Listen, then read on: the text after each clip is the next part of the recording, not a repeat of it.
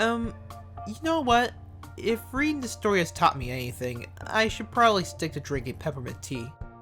What's intriguing about this story is that the coffee was apparently either spiked with something hazardous, or there was some chemical accident that affected those who drank it, to the point that said people who drank it can accidentally cause people to melt by simply touching them. It's like the power of the cave that Black Guy had in Ghost Rider 2. What I question about is, if anything you touch decays, does that mean that anything you touch on your body decays as well? And yes, I was being kinda lewd with that statement. This is why I don't drink coffee. They add all these weird things that can fuck you up in ways unimaginable. Thankfully, my tea wouldn't have any kind of weird negative side effects. It's purely herbal. God damn it!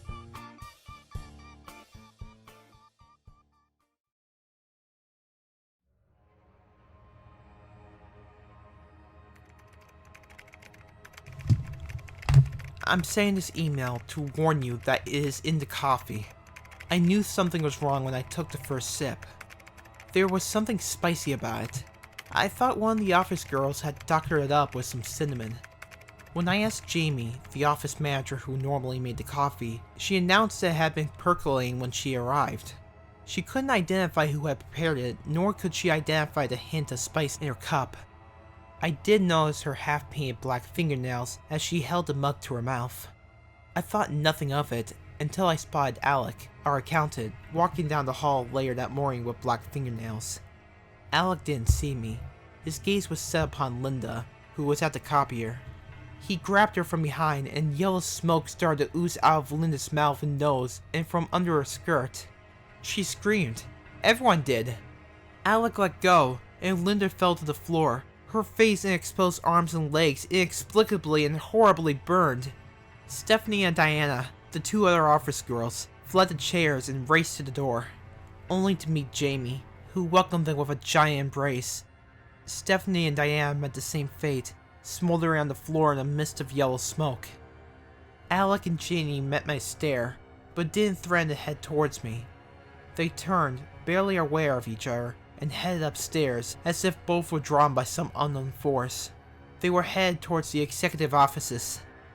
I want you to know that I tried to stop them, but I was afraid to touch them or make contact brushing by. I should have realized then that touching them wouldn't have harmed me. I took the elevator instead, and the door opened just as they turned the corner from the stairs. I raced past him to my boss Michael. He was sitting calmly in his office until I broke in and startled him. I tried to explain the frightening turn of events, and he just sat there frozen with disbelief. Please know that it was not my intention to harm anyone.